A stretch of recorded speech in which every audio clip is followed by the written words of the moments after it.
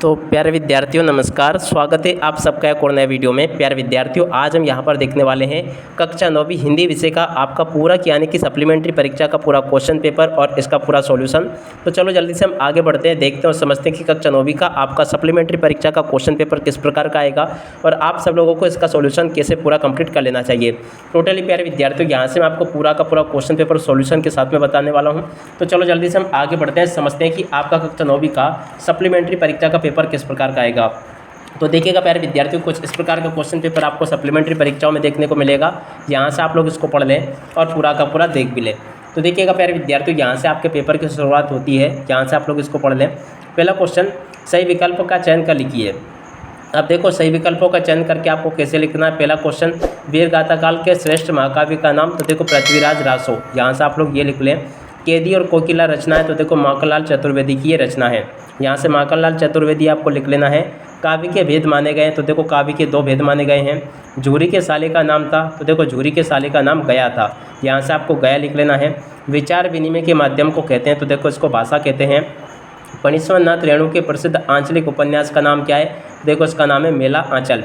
उसके बाद में देखो प्रश्न नंबर 2 में आपसे रिक्त स्थानों की पूर्ति पूछी जाएगी। यहाँ से प्यारे विद्यार्थियों आप लोग रिक्त स्थानों को अच्छे से देख लें और पूरा का पूरा इनको समझ भी लें। पहला क्वेश्चन, कवि रसखान बार बार में जन्म लेना चाहते हैं, कहाँ पर जन्म लेना चाहते हैं, ब्रज गोकुल में। उसके बाद में कविता के शाब्दिक अनुशासन का नाम है, तो देखो इसको कहते हैं छंद। अर्थालंकार में चमत्कार के कारण होता है, तो देखो अर्थ के कारण चमत्कार होता है।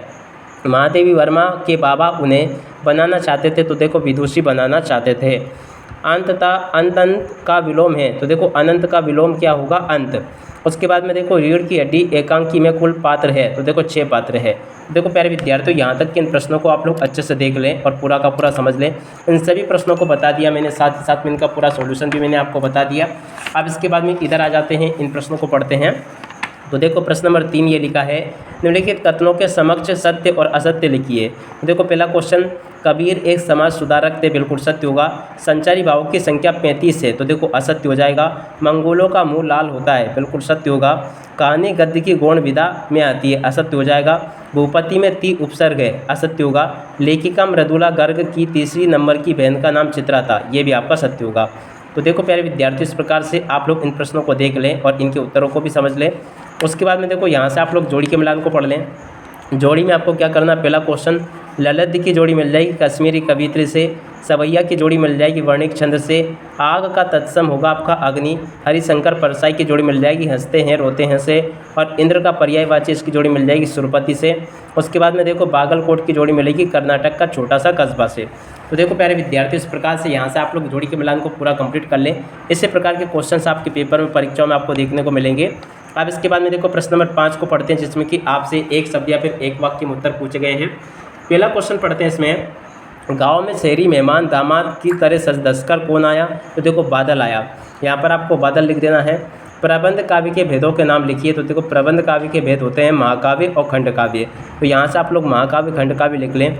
श्यामाचरण दुबे ने किस विश्वविद्यालय से पीएचडी की उपाधि प्राप्त की, तो देखो नागपुर विश्वविद्यालय से इन्होंने पीएचडी की उपाधि प्राप्त की थी। रचना के आधार पर वाक्य के कितने भेद होते हैं, तो देखो 3 भेद होते हैं। उसके बाद में लेखिका मृदुला गर्ग की परदादी ने मंदिर में जाकर क्या मन्नत मांगी, तो देखो पुत्री की प्राप्ति की मन्नत मांगी थी। इस जल प्रलय में पाठ में बाढ़ के पानी को क्या कहा गया, तो देखो इसको कहा गया मृत्यु का तरल दूत। इस प्रकार से प्यारे विद्यार्थियों, यहाँ तक के इन सभी प्रश्नों को आप लोग देख लें और पूरा का पूरा समझ लें। टोटली सभी के सभी क्वेश्चंस प्यारे विद्यार्थियों मैं आपको बता चुका हूँ, साथ ही साथ में इन सभी का मैंने आपको सॉल्यूशन भी बता दिया। तो आप लोग यहाँ से इसको देख लें और ताकि आप सब लोगों को ये सभी अच्छे प्रकार से समझ में आ सके। अब इसके बाद में देखो इन प्रश्नों को भी आप लोग देख लीजिएगा, इस सभी के सभी वेरी वेरी मोस्ट टाइम के क्वेश्चन है ये। अब इसके बाद में देखो इन प्रश्नों को पढ़ लीजिएगा, प्रश्न नंबर 10, 11, 12 और इसके अलावा प्रश्न नंबर 13, 14 सभी के सभी क्वेश्चंस यहाँ पर आपको दिए गए हैं। तो आप लोग इनको पढ़ लें और अच्छे प्रकार से इनको पूरा समझ भी लें। तो देखिएगा प्यारे विद्यार्थियों, यहाँ तक के सभी क्वेश्चंस और उनके आंसर मैं आपको बता चुका हूँ। उसके बाद में देखो इन प्रश्नों को देख लें ताकि आप सब लोगों को ये अच्छे से समझ में आ सके। तो देखिएगा प्यारे विद्यार्थियों, यहाँ तक के सभी क्वेश्चंस मैंने आपको बता दिए। अब इसी के साथ में प्यारे विद्यार्थियों देखिएगा सभी के सभी क्वेश्चंस मैं आपको बता चुका हूँ। अब इसी के साथ में इस वीडियो को यहीं पर पूरा करते हैं। नमस्कार, जय हिंद, जय भारत।